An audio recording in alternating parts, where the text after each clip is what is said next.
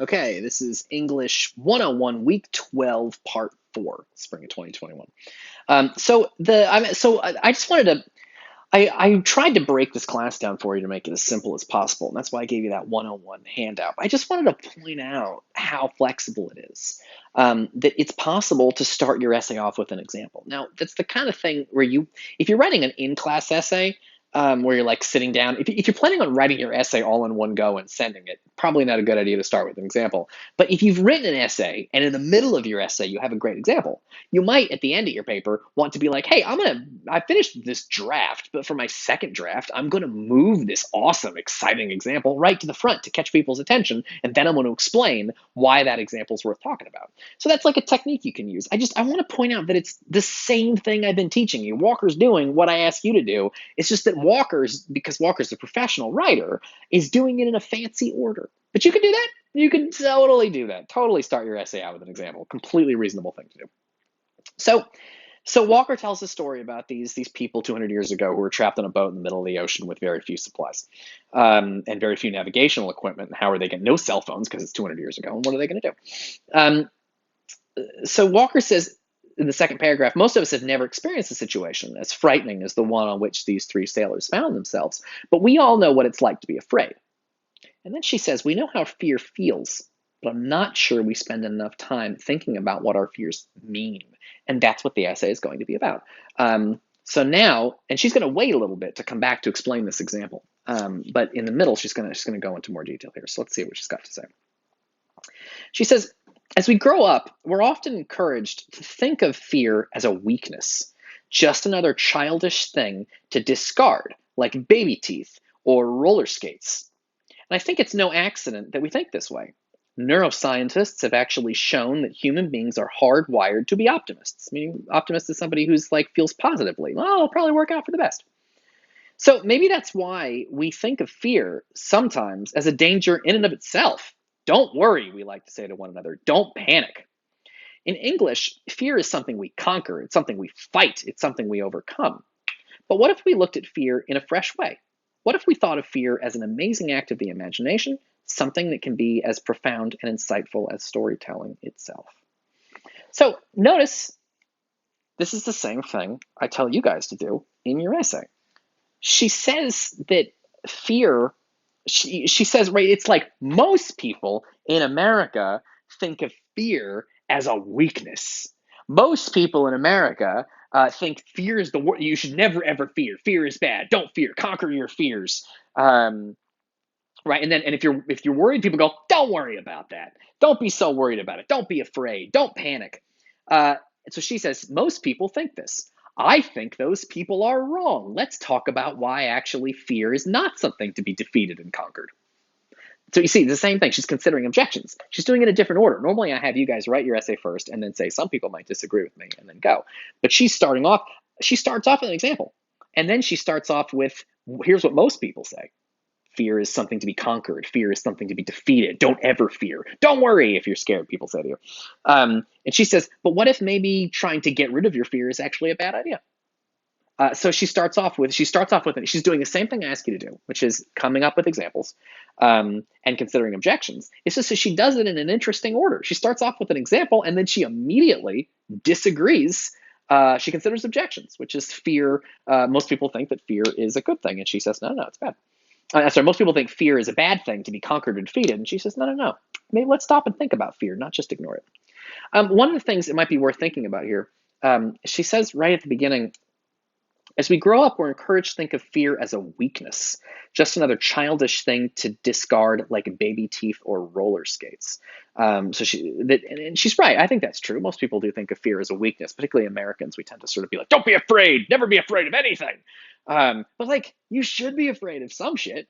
I think, for example, see, I'm doing an example now, COVID. I do agree that you shouldn't, I understand why people go, don't be, because a lot of my students, for example, are often afraid to turn in an essay because they're worried they're going to fail. They're afraid to make a discussion board comment because they're worried they're going to look silly.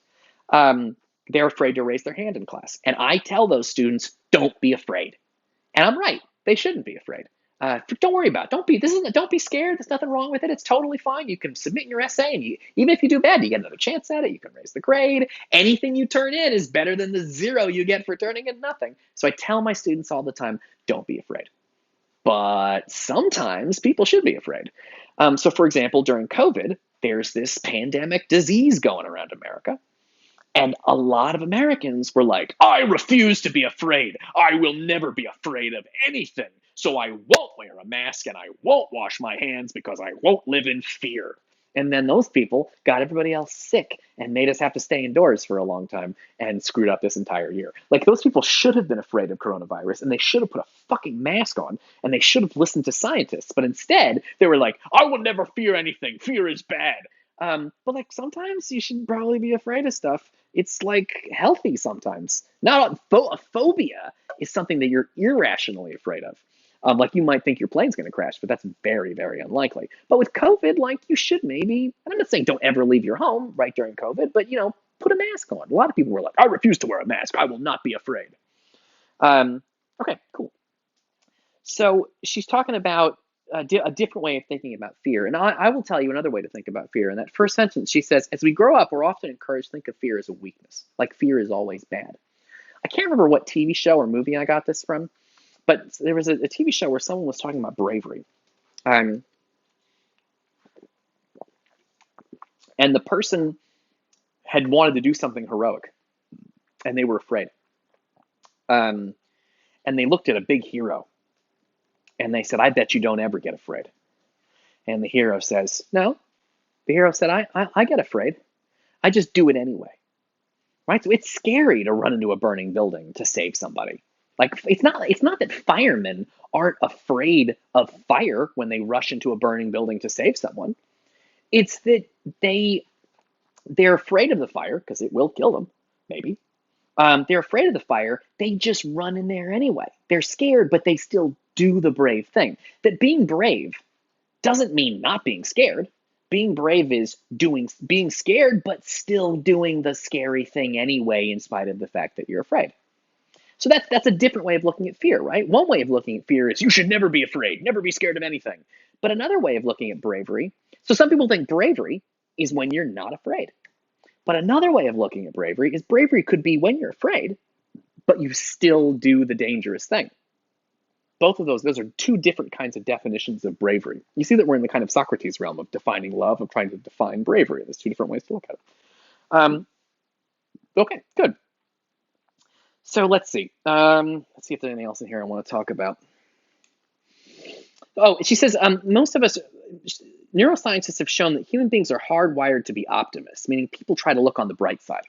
That can be scary because some people say, "Oh, it'll all work out for the best." My mother says this, for example. She'll say, "Oh, everything works out for the best," but it's because she thinks she's a very religious person and she thinks that sort of God's looking out for her. But like, it might be a good idea to. Sometimes when people are like, "Oh, don't worry about it. Everything will work out fine," but like, maybe it won't work out fine, and you should be worried about it. But in America, you're often surrounded by people who think everything will turn out good in the end, everything will go well, nothing bad will ever happen. And those people are often unprepared and very upset when bad things do happen because they were really hoping and expecting that things would go really, really well. Cool. Okay. So this is going pretty good. Okay, so this person is suggesting that most Americans think fear is something. So Walker is suggesting that most Americans think fear is a bad thing. We should don't ever be afraid. Never be afraid. And that we should, and most people think fear is something to be defeated or conquered. It's like a childish weakness. But Walker thinks fear is something more interesting than that and wants to talk about it in more detail. And I will pick that up in the next video.